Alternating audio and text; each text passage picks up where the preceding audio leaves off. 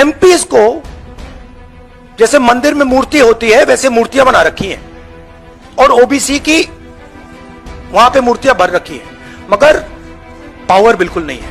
MPs को जैसे मंदिर में मूर्ति होती है वैसे मूर्तियां बना रखी हैं और ओबीसी की वहां पे मूर्तियां भर रखी हैं, मगर पावर बिल्कुल नहीं है। एक चीज मैं कहता हूं, वो नेता धर्म पर क्यों बोले प्रोफेसर साहब, वो नेता धर्म पर क्यों बोले जिनको धर्म के बेसिक्स की और धर्म से जुड़ी भावनाओं की समझ नहीं हो। राज भाई, क्या राहुल जी की अपब्रिंगिंग में धर्म का कोई लेना देना नहीं?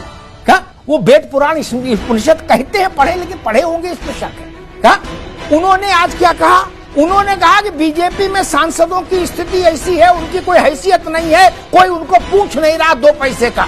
एक सांसद ने मुझसे कहा कि मेरी कोई हैसियत नहीं, बीजेपी सांसद ने कहा, तो उन्होंने तुलना किसी की? बोले जैसे मंदिरों में मूर्तियां होती हैं देवताओं की, पावरलेस, यूजलेस। क्या लो भैया कर लो बात। 12 करोड़ आदमी बाबा विश्वनाथ के दर्शन मत्था टेक के गया साल भर में काशी में, और आपने बता दिया मूर्ति बेकार है।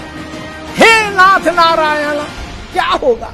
7 करोड़ आदमी बांके बिहारी के पांव पूज के गया है एक साल में। क्या कौन सी किताब पढ़े हो भैया? ये तो बता दो भाई, कौन सा इंटरनेट से क्या खोज के लाए हो? क्या बवाल है, क्या समस्या है? प्रोफेसर साहब, हिंदुस्तान में ये कौन कहने का दुस्साहस कर सकता है? इस देश ने मूर्तियों की रक्षा के लिए प्राण दे दिए। पता ही इतिहास आपको? ना समझ लोग। औरंगजेब के समय में, अब्दाली के समय में, नादिर शाह के समय में इस देश के हजारों लोगों ने प्राण दे दिए हंसते हंसते मूर्तियों के विग्रह के सम्मान के।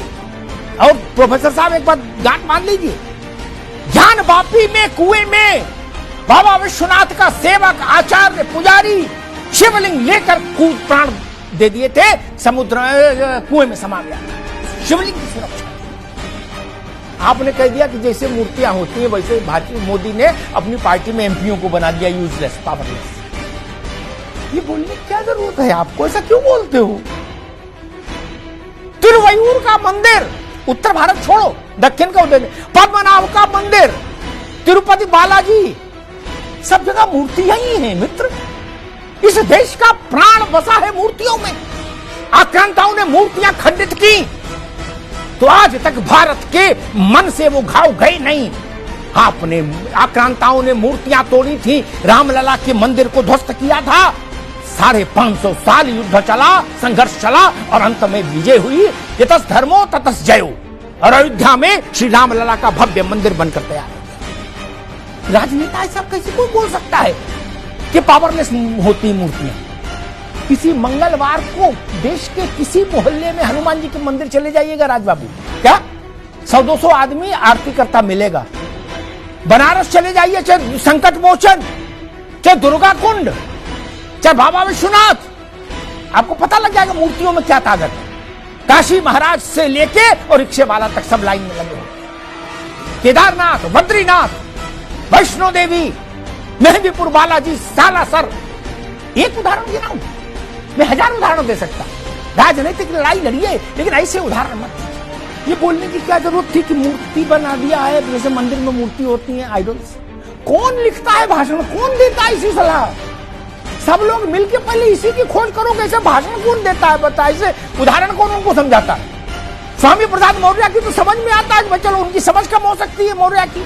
राहुल गांधी देश विदेश घूमे, अभी राहुल गांधी ने एक बात और कही थी, प्रोफेसर साहब आप तो प्रोफेसर हो, राहुल जी ने एक बात कही थी कि मैंने वेद, उपनिषद, स्मृतियां, पुराण सब पढ़े।